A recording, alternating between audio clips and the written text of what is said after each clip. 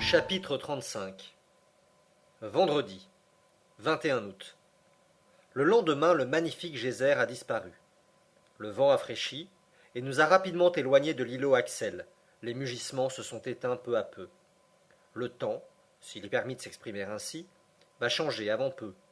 L'atmosphère se charge de vapeurs qui emportent avec elles l'électricité formée par l'évaporation des eaux salines. Les nuages s'abaissent sensiblement et prennent une teinte uniformément olivâtre. Les rayons électriques peuvent à peine percer cet opaque rideau baissé sur le théâtre où va se jouer le drame des tempêtes. Je me sens particulièrement impressionné, comme l'est sur terre toute créature à l'approche d'un cataclysme. Les cumulus entassés dans le sud présentent un aspect sinistre. Ils ont cette apparence impitoyable que j'ai souvent remarquée au début des orages. L'air est lourd, la mer est calme. Au loin, les nuages ressemblent à de grosses balles de coton amoncelées dans un pittoresque désordre. Peu à peu, ils se gonflent et perdent en nombre ce qu'ils gagnent en grandeur. Leur pesanteur est telle qu'ils ne peuvent se détacher de l'horizon, mais au souffle des courants élevés, ils se fondent peu à peu, s'assombrissent et présentent bientôt une couche unique d'un aspect redoutable. Parfois une pelote de vapeur encore éclairée rebondit sur ce tapis grisâtre et va se perdre bientôt dans la masse opaque. Évidemment, l'atmosphère est saturée de fluide. J'en suis tout imprégné. Mes cheveux se dressent sur ma tête comme aux abords d'une machine électrique. Il me semble que si mes compagnons me touchaient en ce moment, ils recevraient une commotion violente. À 10 heures du matin, les symptômes de l'orage sont plus décisifs. On dirait que le vent mollit pour mieux reprendre haleine. La nuit ressemble à une outre immense dans laquelle s'accumulent les ouragans. Je ne veux pas croire aux menaces du ciel, et cependant je ne puis m'empêcher de dire « Voilà un mauvais temps qui se prépare ». Le professeur ne répond pas. Il est d'une humeur massacrante, à voir l'océan se prolonger indéfiniment devant ses yeux. Il hausse les épaules à mes paroles. Nous aurons de l'orage, dis-je en étendant la main vers l'horizon. Ces nuages s'abaissent sur la mer comme pour l'écraser. Silence général. Le vent se tait. La nature a l'air d'une morte et ne respire plus. Sur le mât, où je vois déjà poindre un léger feu Saint-Elme, la voile détendue tombe en plis lourds. Le radeau est immobile au milieu d'une mer épaisse, sans ondulation. Mais si nous ne marchons plus, à quoi bon conserver cette toile, qui peut nous mettre en perdition au premier choc de la tempête? Amenons-la, dis-je, abattons notre mât, cela sera prudent. Ah non, par le diable, s'écrie mon oncle, 100 fois non. Que le vent nous saisisse, que l'orage nous emporte, mais que j'aperçoive enfin les rochers d'un rivage, quand notre radeau devrait s'y briser en 1000 pièces. Ces paroles ne sont pas achevées que l'horizon du sud change subitement d'aspect. Les vapeurs accumulées se résolvent en eau, et l'air, violemment appelé pour combler les vides produits par la condensation, se fait ouragan. Il vient des extrémités les plus reculées de la caverne. L'obscurité redouble, c'est à peine si je puis prendre quelques notes incomplètes. Le radeau se lève, il bondit, mon oncle est jeté de son haut, je me traîne jusqu'à lui, il s'est fortement cramponné à un bout de câble, et paraît considérer avec plaisir ce spectacle des éléments déchaînés. Hans ne bouge pas. Ses longs cheveux, repoussés par l'ouragan et ramenés sur sa face immobile, lui donnent une étrange physionomie, car chacune de leurs extrémités est hérissée de petites aigrettes lumineuses. Son masque effrayant est celui d'un homme antédiluvien, contemporain des ichthyosaures et des mégathériums. Cependant le mât résiste. La voile se tend comme une bulle, prête à crever. Le radeau file avec un emportement que je ne puis estimer, mais moins vite encore que ces gouttes d'eau déplacées sous lui, dont la rapidité fait des lignes droites et nettes. La voile, dis-je en faisant signe de la baisser. Non, répond mon oncle. Neige, fait Hans en remuant doucement la tête.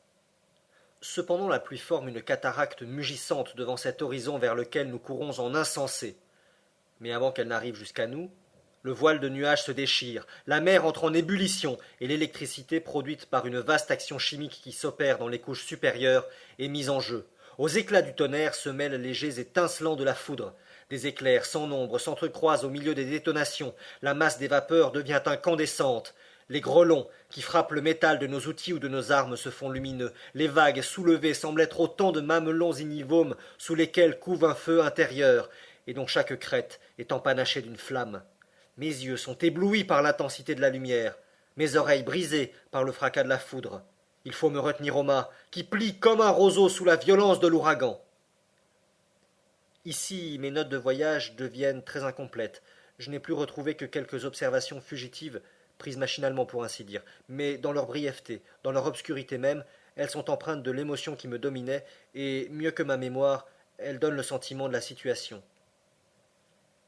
Dimanche, 23 août. Où sommes-nous? Emportés avec une incommensurable rapidité. La nuit a été épouvantable. L'orage ne se calme pas. Nous vivons dans un milieu de bruit. Une détonation incessante, nos oreilles saignent. On ne peut échanger une parole. Les éclairs ne discontinuent pas. Je vois des zigzags rétrogrades qui, après un jet rapide, reviennent de bas en haut et vont frapper la voûte de granit. Si elle allait s'écrouler. D'autres éclairs se bifurquent ou prennent la forme de globes de feu qui s'éclatent comme des bombes. Le bruit général ne paraît pas s'en accroître. Il a dépassé la limite d'intensité que peut percevoir l'oreille humaine. Et quand toutes les poudrières du monde viendraient à sauter ensemble, nous ne saurions en entendre davantage. Il y a une émission continue de lumière à la surface des nuages. La matière électrique se dégage incessamment de leurs molécules. Évidemment, les principes gazeux de l'air sont altérés. Des colonnes d'eau innombrables s'élancent dans l'atmosphère et retombent en écumant. Où allons-nous? Mon oncle est couché tout de son long à l'extrémité du radeau. La chaleur redouble. Lundi, 24 août. Cela ne finira pas. Pourquoi l'état de cette atmosphère si dense, une fois modifié, ne serait-il pas définitif? Nous sommes brisés de fatigue. Hans, comme à l'ordinaire. Le radeau court invariablement vers le sud-est. Nous avons fait plus de 200 lieues depuis l'îlot Axel. À midi, la violence de l'ouragan redouble. Il faut saisir solidement tous les objets composant la cargaison. Chacun de nous s'attache également. Les flots passent par-dessus notre tête. Impossible de s'adresser une seule parole depuis 3 jours. Nous ouvrons la bouche, nous remuons nos lèvres. Il ne se produit aucun son appréciable. Même en se parlant à l'oreille, on ne peut s'entendre. Mon oncle s'est approché de moi.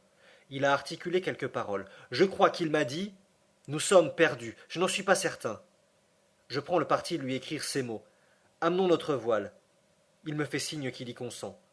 Sa tête n'a pas eu le temps de se relever de bas en haut qu'un disque de feu apparaît au bord du radeau. Le mât et la voile sont partis tout d'un bloc, et je les ai vus s'enlever à une prodigieuse hauteur, semblable au ptérodactyle, cet oiseau fantastique des premiers siècles.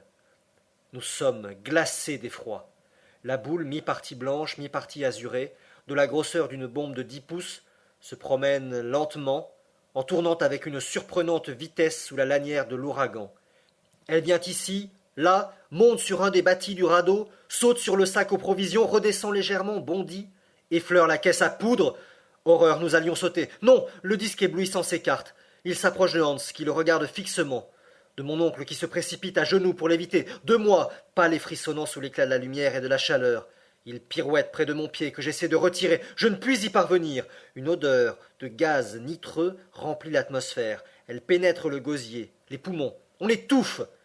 Pourquoi ne puis-je retirer mon pied? Il est donc rivé au radeau. Ah, la chute de ce globe électrique a aimanté tout le fer du bord. Les instruments, les outils, les armes s'agitent en se heurtant avec un cliquetis aigu. Les clous de ma chaussure adhèrent violemment à une plaque de fer incrustée dans le bois. Je ne puis retirer mon pied. Enfin, par un effort violent, je l'arrache au moment où la boule allait le saisir dans son mouvement giratoire et m'entraîner moi-même si... Ah, quelle lumière intense! Le globe éclate! Nous sommes couverts par des jets de flammes. Puis tout s'éteint.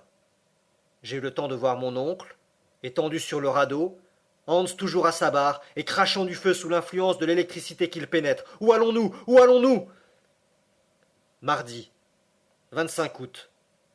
Je sors d'un évanouissement prolongé. L'orage continue. Les éclairs se déchaînent comme une couvée de serpents lâchés dans l'atmosphère. Sommes-nous toujours sur la mer?